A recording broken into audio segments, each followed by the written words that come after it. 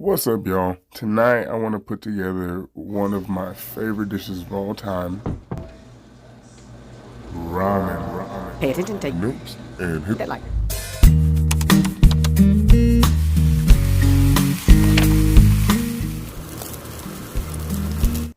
Alright, first things first, the broth. So I'm starting off with a mushroom broth, and I'm adding to that a 76-hour pork bone broth that I made last week. I'll cover these in a different video. That's a lot of information to go over.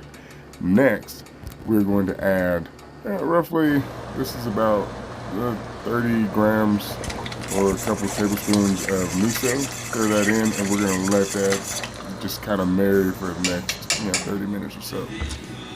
Now, I want to go on to our green onions, or our negi as it's called in Japan.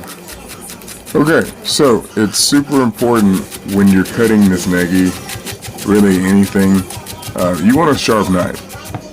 Otherwise, you're really just going to end up mashing this. You won't cut through, it looks terrible, it's just not a good product. Alright, so this next step is very important. We want to wash this negi, and we want to wash it well. We're actually going to wash it 3 or 4 times, because you see that water, you see how green it is? We want to get as much of that out. We don't want any of that going into this ramen. I promise you'll thank me later when people aren't, trying to pass you a couple mints on the low because, they want to tell you it's the best thing. So please, wash your negi. Alright, next step.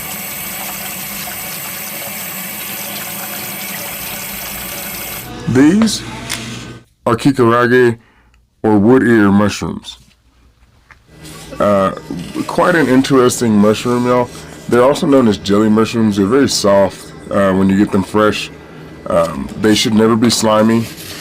They may be jelly-like, but they should never be slimy. With these, if you cannot find them fresh, you can only find them dried. You're going to have to soak these in water until they rehydrate, and then you can slice them. For us, we're just going to slice them. We're not cooking them. We're going to add them to the hot broth and eat them as they are. Be careful.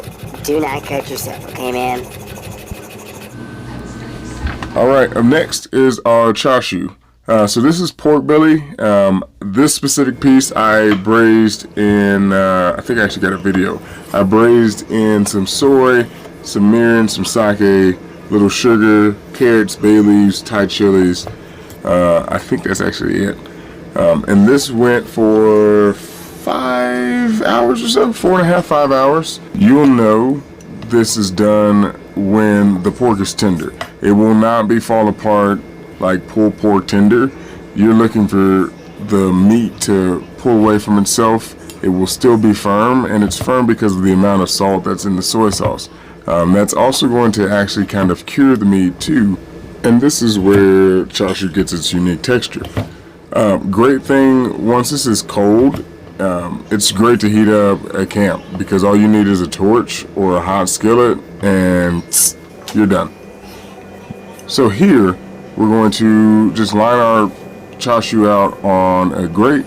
We're going to set the oven to broil and then get this in the oven. It's only going to take about 45 seconds.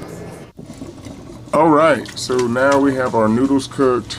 We have everything else ready. It is time to build ramen. Alright, pay attention, we're going fast. Broth.